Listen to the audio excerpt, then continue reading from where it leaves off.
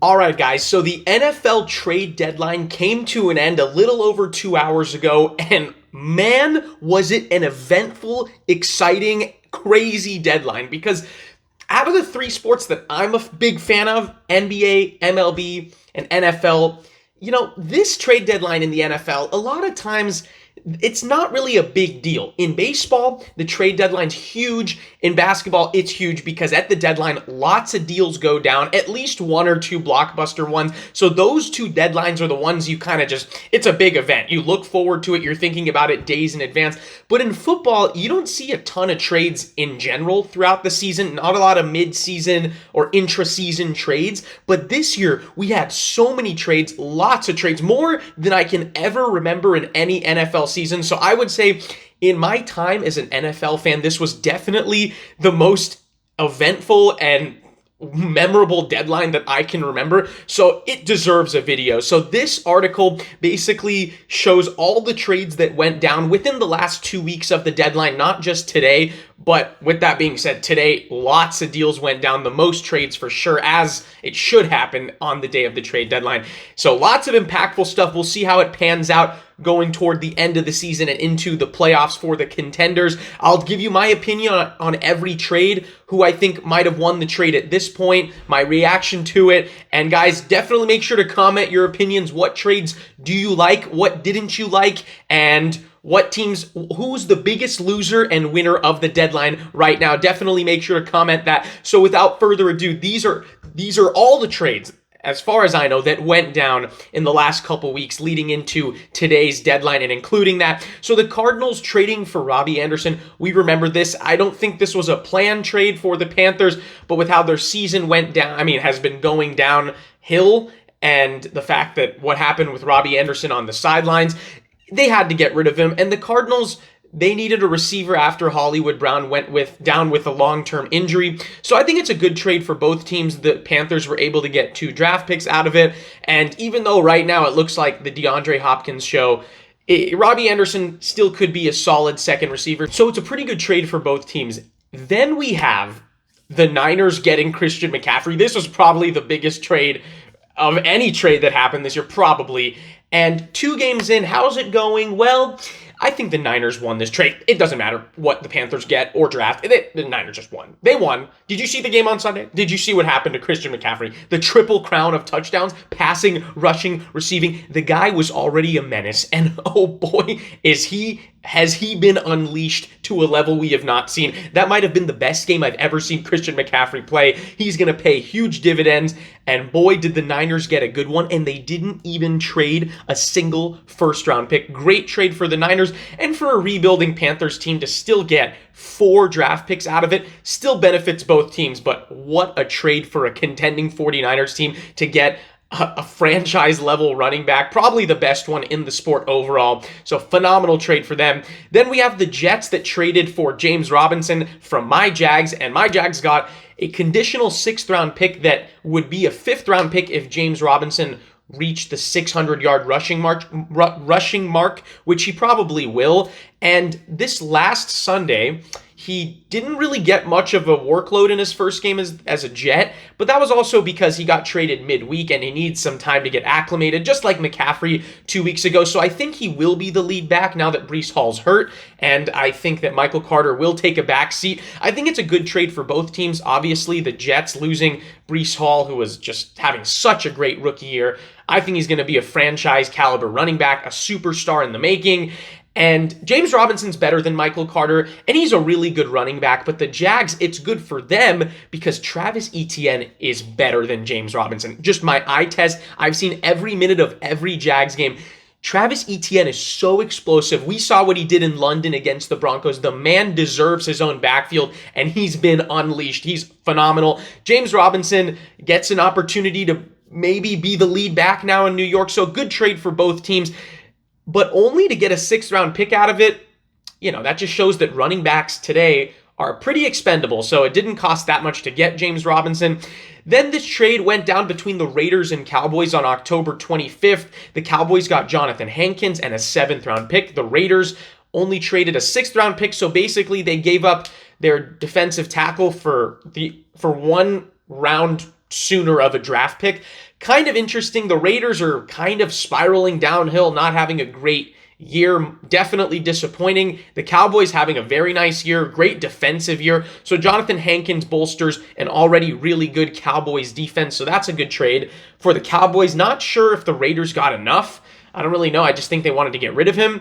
Eagles, and then some more Eagles. What a trade deadline they had. They get Robert Quinn, a big-time edge rusher from the Bears, one of the better defensive ends in the league, and they get him for only a 4th-round draft pick. Robert Quinn the veteran has had a borderline Hall of Fame career. The Eagles already had a ferocious defense, ferocious defensive line, and obviously they're the only undefeated team and definitely the best team in the NFC. And they get a guy like Robert Quinn to add to what they already have. Fantastic trade for the Eagles. The Bears to only get a 4th-round pick for Robert Quinn. Could they have done a little bit more? Definitely. But a rebuilding Bears team that isn't contending this year, they're not contending Bears fans. I'm sorry, they're just not. To get just a 4th-round pick, I mean, trading a veteran away who's getting up there in age, but he's still really good. So the Bears got a draft pick, but maybe they could have gotten a little more. But the idea of trading him isn't a bad idea for the Bears by any means. Then the Chiefs go out and get Kadarius Toney. This happened 5 days ago, and the Chiefs did a great job because the Giants wanted to get rid of him. They weren't even playing him. Kadarius Toney basically admitted that he was faking an injury just to get traded. So it was time for him to leave. And the Chiefs get him, and now they have a guy who definitely has the makings of a number 1 receiver, albeit Travis Kelce is basically their number 1 receiver and a very good one at that. But Kadarius Toney is so talented, great size, great speed, great athlete, and to trade a 3rd-round and 6th-round pick isn't really a big deal for the Chiefs, who they're going to be contending for a long, long time. So it's not a big deal for them to trade 2 draft picks this year to get a guy alongside Juju Smith-Schuster and Travis Kelce. Now this receiving core is really, really good. I think Kadarius Toney might be unleashed and turn into the star receiver. A lot of us know that he has the potential to be. So a great trade for the Jets and the Giants. It wasn't working out, so they kind of had to trade him. So it was pretty good for both teams.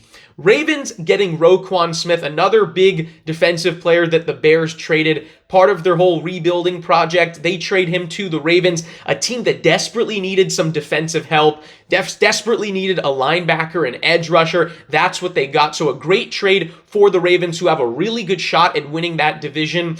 And the Bears, they get a 2nd-round pick and a 5th-round pick. Pretty solid. Maybe they could have gotten a little more for a young star like Roquan Smith, who's been impactful right from the start of his career, and he is still really young. He's like 25. So maybe they could have gotten a 1st-round pick, but a 2nd and a 5th, pretty good for the Bears, and they are just loading up on the draft picks. So, I mean, they are rebuilding, so that's expected. This is a big one.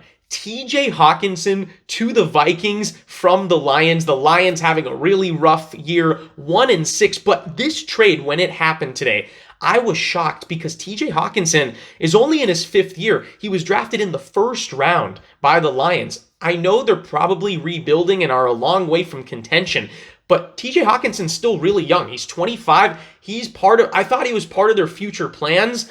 And so he's still being young. You would think, he can be there for a few years. You can wait it out. But next year is the last year of his rookie deal, and then he heads to free agency, and maybe the Lions didn't want to pay him so much.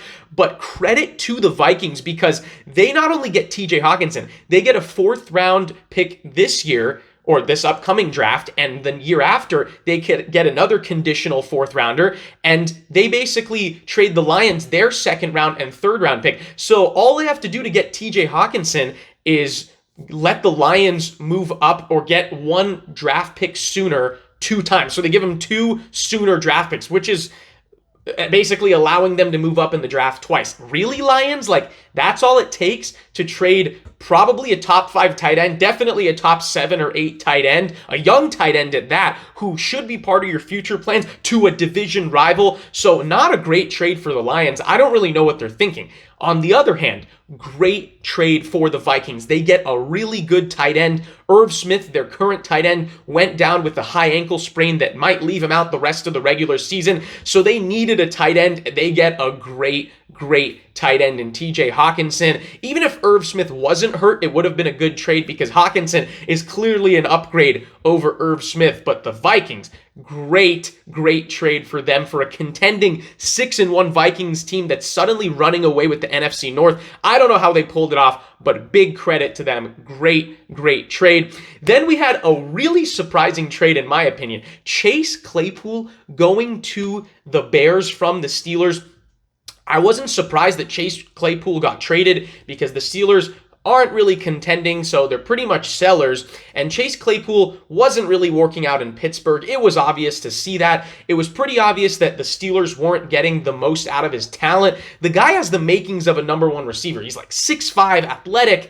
I don't know how they didn't get great things out of him. I mean, he had a great rookie year, but the last 2 years it's been really tough. So I'm happy for Chase Claypool, and it's a good thing that the Steelers traded him. But to the Bears, that's what confuses me, because the Bears, with the couple trades they made earlier, made it pretty clear that they're sellers. And Justin Fields, I know he's getting better, so that receiving core also needs to get better. So maybe they think they can turn Chase Claypool, the reclamation project, they take that on and turn him into a really good receiver. So it's not like the Bears don't need a receiver, but to get him surprised me. But when I really think about it, it does kind of make sense. This is a young receiver, so they can wait him out a little bit. He has time to wait. So I give credit to both teams. Definitely a surprising trade. Didn't expect the Bears to get a premier player or a significant player at the deadline. Well, I only thought they'd be giving them up, but the fact that they got a second round pick out of it, the Steelers did, that's surprising as well, because I wasn't sure at this point that Chase Claypool was worth a second round pick, but this is all contingent on what the Bears turn him into. If they really feel like Justin Fields keeps getting better and needs more weapons, great for them, and then it is a good trade. So only time will tell on this. Definitely surprising, definitely a very interesting trade for both teams. Speaking of the Steelers, they add a cornerback. They get William Jackson III from the Commanders. The Commanders in the NFC East, that's surprisingly been a really good division, maybe the best in football. They're not really going to contend. Taylor Heineke and company, I don't really see it happening. They're 4-4, they're decent, but this is more about the Steelers really needing secondary help because their secondary has been really bad this year. And so they get a veteran in William Jackson. I'm not really sure why they would get a veteran and not a younger corner. They get a guy who's 30 years old already, but regardless, the Steelers needed to upgrade their secondary. Commanders, why not move up one pick, trade your 7th round pick, get a 6th one in return? Why not? Not a huge trade, but it's still something, and we're going over every trade regardless. This is a huge trade, though. The Dolphins, I think they're pretty obviously contenders. They haven't lost a single game that Tua has started and finished.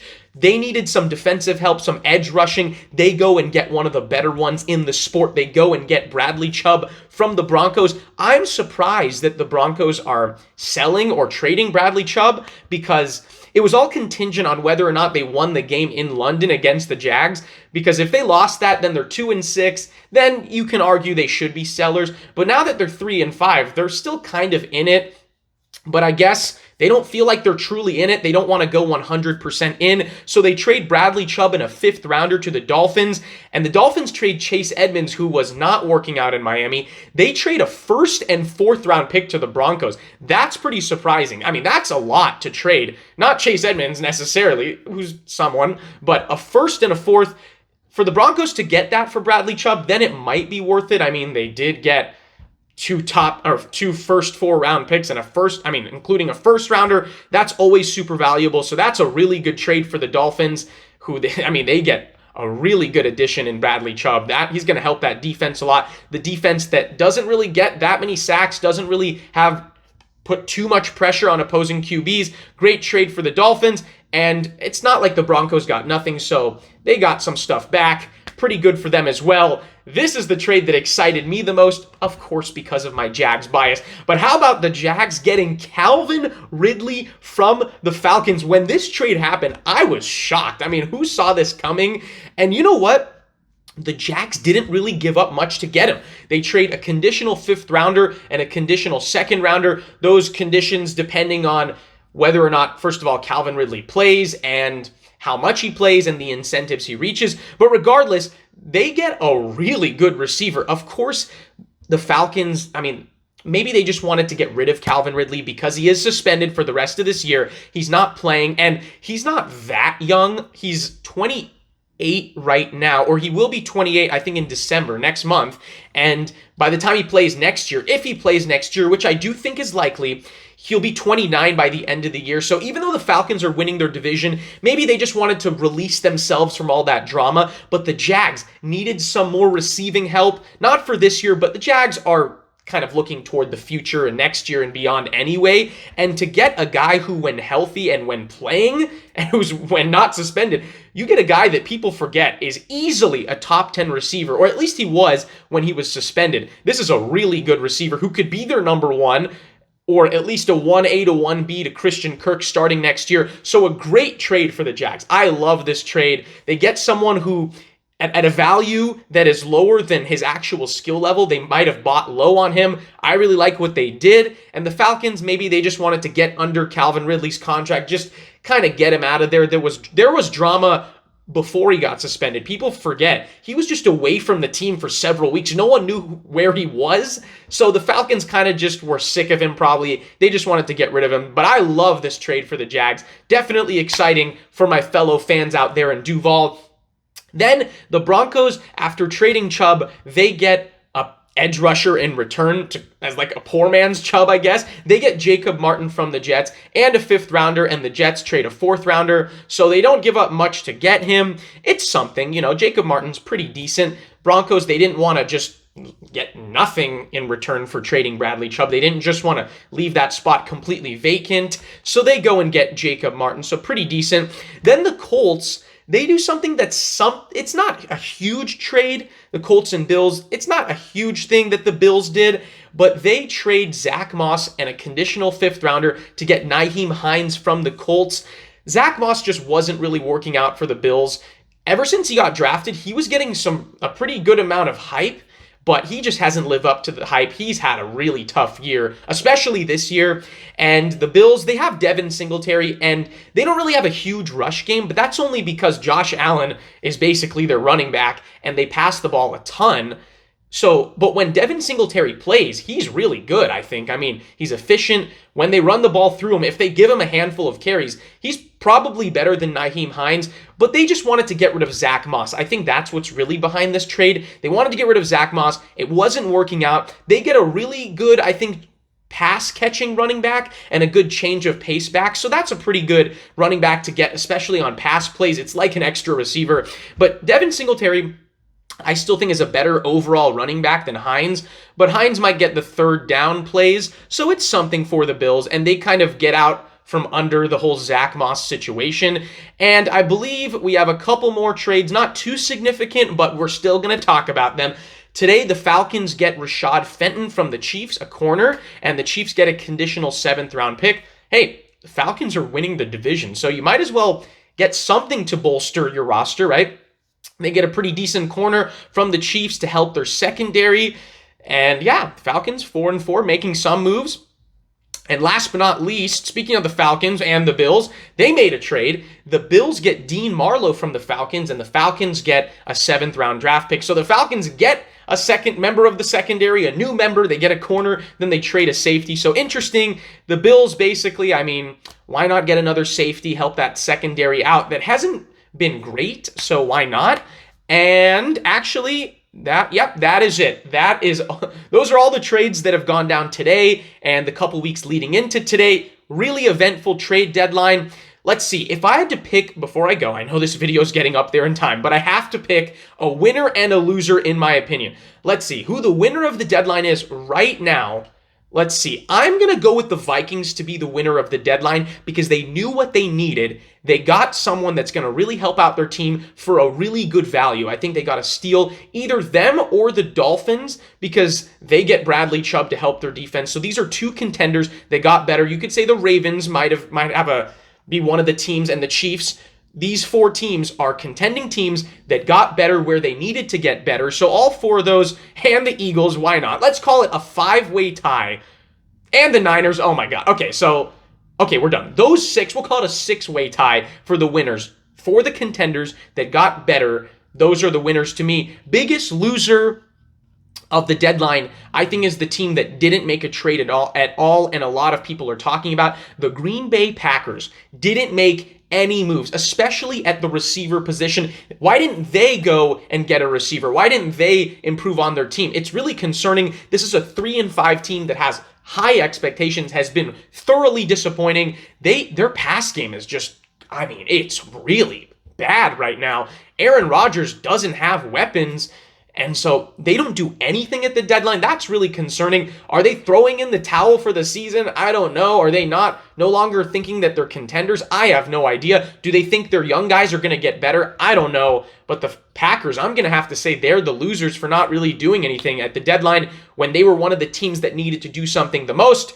So guys, that wraps up this video. It was kind of a long one. I apologize for that. But it was a big, eventful trade deadline, so I had to talk about everything that went down. Like I said earlier, make sure to comment who you think's a big winner, loser, what moves you liked, disliked at the trade deadline, any and all of your opinions. Like the video if you enjoyed. Subscribe if you're an NFL fan. Why not? Thank you so much for watching, guys, and I'll see you all in the next one.